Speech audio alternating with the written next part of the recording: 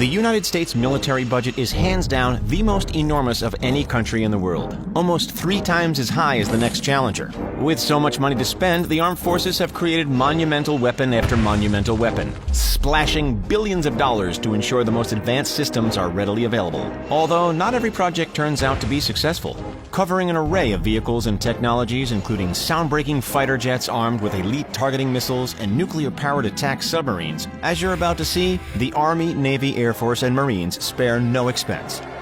It looks like a trailblazing desert 4x4, but in reality it's so much more. This is the Joint Mine-Resistant Ambush Protected Vehicle, and it comes with a price tag of $41.6 billion. That's equivalent to not just one Jeep Wrangler, not 10, but over 1.5 million. Of course, that $41.6 billion isn't per unit. It covers the research and development costs as well. The Mine-Resistant Ambush Protected program began in 2007 as a response to the increasing threats in Iraq at the time, and continued until production officially ended in 2012. So what does this uber-expensive vehicle actually do? Not only is it bulletproof, but it's also built to withstand heavy explosives like landmines and propelled rockets. In terms of attacking power, Room for Crows was installed, which stands for Common Remotely Operated Weapons Station. This is mounted on the vehicle's roofs, making the fleet both offensive and defensive mobile weaponry. Approximately 20,000 MRAPs were produced, although these days many of them sit in storage. Used by both the US Navy and the British Navy, our next military weapon sees the 41+ billion bucks of the ambush-protected vehicles and raises it by another 10 billion. Capable of moving at an astounding speed of 13,000 miles an hour, this is the Trident II missile, an exorbitant project built by Lockheed Martin Space Systems, which required a joint British-American venture of 53.2 billion bucks. It's officially classified as an SLBM. What? A submarine-launched ballistic missile, which, means that it can be propelled from water onto land hundreds of miles away with ultimate precision. At this point, it's never been used. Some would say that's reason enough to call it an absurd waste of money. However, many others would argue that absence of use is the best outcome. You see, the Trident II missile, which is over 42 feet long, is armed with thermonuclear warheads. And we all know the irreversible damage a weapon of that caliber could cause. From the sea to the skies, cast your eye toward our next military money guzzler, the Bell Boeing V-22 Osprey. Powered by multiple Rolls-Royce T406 engines, the unmistakable Osprey is capable of extremely short takeoffs and landings. Take a look. If that weren't impressive enough, it also boasts the ability for direct vertical takeoff and landing. Designed specifically for Air Force combat search and rescue, fleet logistics support, and special warfare support, the Osprey is a long-range transport vehicle that combines the most notable and useful characteristics of both helicopters and fixed-wing aircraft. And it wasn't cheap. The V-22 Osprey has cost the U.S. Air Force a whopping $57.8 billion and counting. Those expenses went to features such as mid-air refueling and foldable rotors, allowing the aircraft to be stored aboard an aircraft carrier or an assault ship. Unfortunately, the project encountered a lot of hiccups. During the testing from 1991 to 2006, there were 4 crashes resulting in a number of casualties. This forced the engineers to reassess and made the project far more expensive than initially planned. Compared to the Osprey, our next vehicular weapon offers a far more menacing appearance, jam-packed with danger. A 20mm automatic machine gun, air-to-ground missiles, air-to-air missiles, and even laser-guided bombs. These are the destructive, seriously expensive FA-18E and FA-18F Super Hornet. Oh, and on top of that, they can travel faster than the speed of sound, maxing out at 1,190 miles per hour. What's the differences? Not a whole lot, really. The FA-18E has a single-seat cockpit, while the FA-18F has room for 2. Most of these aircraft are currently in use with the US Navy, meaning that they're stationed on moving aircraft carriers. Built by Boeing, these fighter jets have an individual production cost of close to $70.5 million. But compared to the entire program cost, that's pennies. Are you ready for this? Up until 2011, the military had spent $48.09 billion in total on the Super Hornets. It appears to be a well-thought-out investment because they've continued to be operational even once their successor, the F-35, got off the ground. At a startling cost of $83.7 billion, any guesses what's coming up next? Air Force One? A super tank? A missile defense system? Nope. It's a submarine. The Virginia-class submarine, to be precise. Described by the military as an advanced stealth multi-mission nuclear-powered submarine for anti-submarine warfare and littoral operations, this underwater beast is chock full of firepower. It's got mines, torpedoes, and even Tomahawk missiles, ready to propel miles in any direction. Not just one Tomahawk, though. Try a dozen. The Virginia features two 87-inch payload tubes, each of which are capable of launching 6 Tomahawk cruise missiles. But why is there a need for such a wide variety of equipment and weaponry in the first place? The answer is that the Virginia-class sub is meant to be operated in both shallow and deep waters, depending on the circumstances. Since some weapons are more effective than others in certain environments, the crew has everything they need on board for any warfare situation. In essence, this brute of a vessel is ready for anything.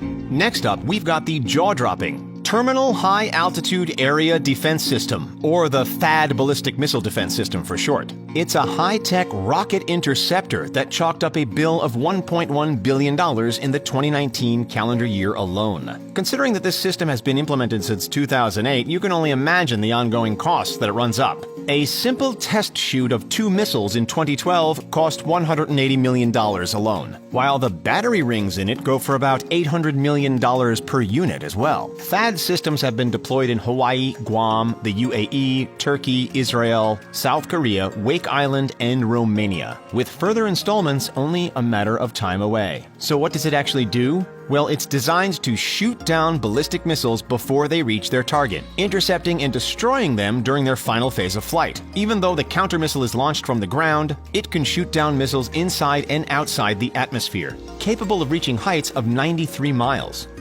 Soaring in next, with an overall program cost now standing at nearly $45 billion, this unique aircraft, with its continuous curvature design, is the Northrop Grumman B-2 Spirit. Not only can it infiltrate complex air defense shields thanks to its unique stealth capabilities, but it can also maintain its attacking operations at heights of up to 50,000 feet. Those operations don't come cheap, though. Per hour, just a single B-2 Spirit bomber costs $135,000 to fly. A huge chunk of that comes from maintaining its costly stealth coating, known as alternate high-frequency material, which helps it elude enemy radar detectors. Don't let the stealth fool you, though. There's no lack of attacking power under the hood whatsoever. The 2-pilot bomber is able to carry 40,000 pounds of weapons, can climb 3,000 feet per minute to quickly escape trouble, and has the endurance to outrun any chasers, with a vast range of almost 7,000 miles. Despite all the advanced technology on board, the B-2 isn't without its issues. In fact, one particular B-2, the so-called Spirit of Kansas, malfunctioned upon takeoff in Guam, creating one of the most costly mistakes in military history. We've got an entire video about those military mistakes, so check it out afterwards. The link is in the description. The 2019 national security budget investment for the F-35C fighter jets was $10.7 billion.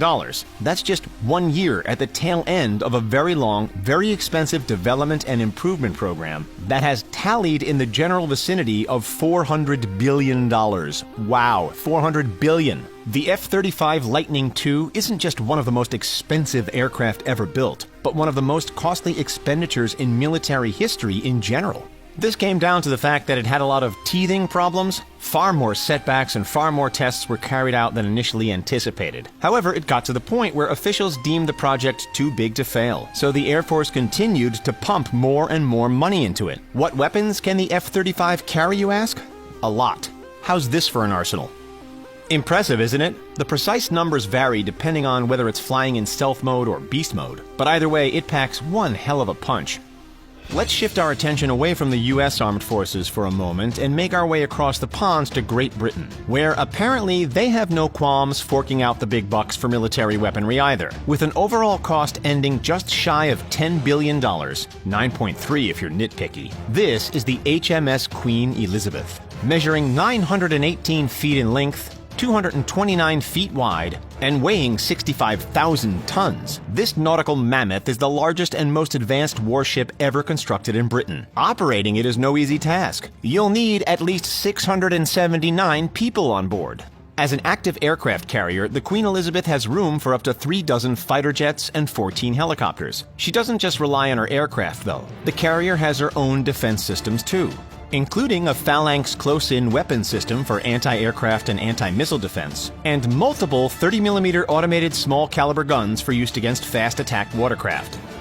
Making the Queen Elizabeth look like a discounted product, this is the $13 billion USS Gerald Ford, commissioned not too long ago in July 2017. And yep, you heard that correctly, 13 billion with a B. That's almost $3 billion over the original estimated budget, an increase that was pinned down to the unforeseen delays of the top secret technology on board.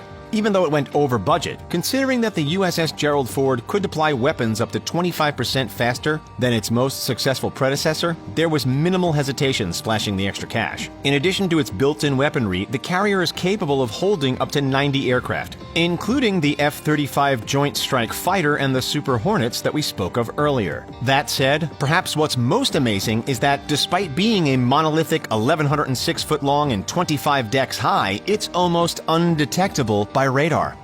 So which of these do you think could do the most damage? Let us know in the comments. Don't forget to like this video, subscribe to The Richest, and thanks for checking us out. We'll see you next time.